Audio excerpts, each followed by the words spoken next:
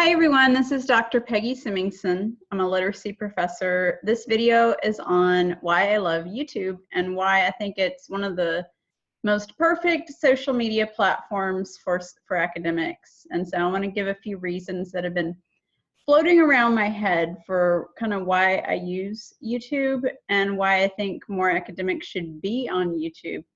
Now everybody has a different reason for being on YouTube. Mine was sort of accidental. And I started using YouTube around 2007, but around 2008, I realized I could upload videos to use for teaching. So it became really useful to me for teaching. And then of course, we all add, personal videos to our either Facebook, Twitter, Instagram. I'm not on Instagram anymore since I was hacked, so I never got back on that. So YouTube is my main platform for social media. And I want to go over 5 reasons why I love YouTube. So I'm a consumer of YouTube. I like to follow people. I like to learn from YouTube. There is just so much to learn about on YouTube.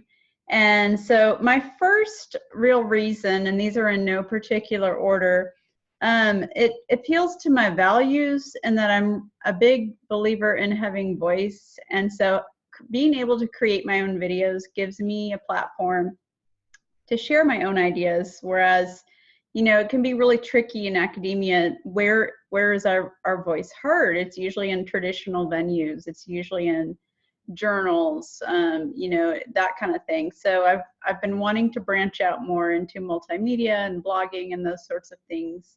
So it gives me a voice and it allows me to put my voice out there, if you will. So people who want to watch, great. If you don't want to watch, you can click away, that kind of thing. Also, it's a chance to influence. So you kind of like, you never know who's watching. You never know who's listening. So we learn through lurking. And I think that, if people can learn something from your video, I think that's great. If they are inspired by something you said in your video, I think that's awesome too. So kind of that reach, as we call it, influence is another word. And then third, having an academic presence. I think it's really important in higher ed right now, as we have kind of a shifting landscape.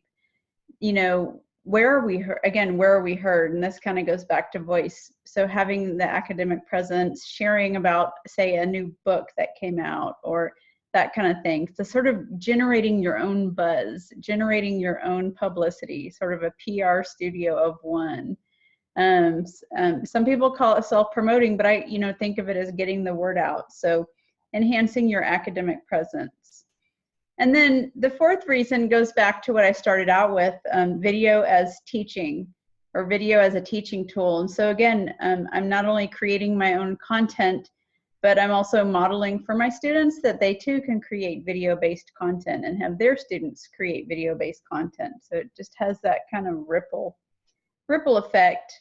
And then finally, I love the challenge. So I'm trying to learn more about green screen. I took down my green screen.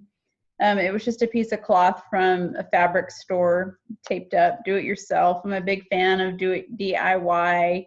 And so I really just love the challenge of getting my own equipment, figuring out how to use it, learning how to edit, and that kind of thing. So think about starting your own YouTube channel. I've been kind of preaching this message for a little while now.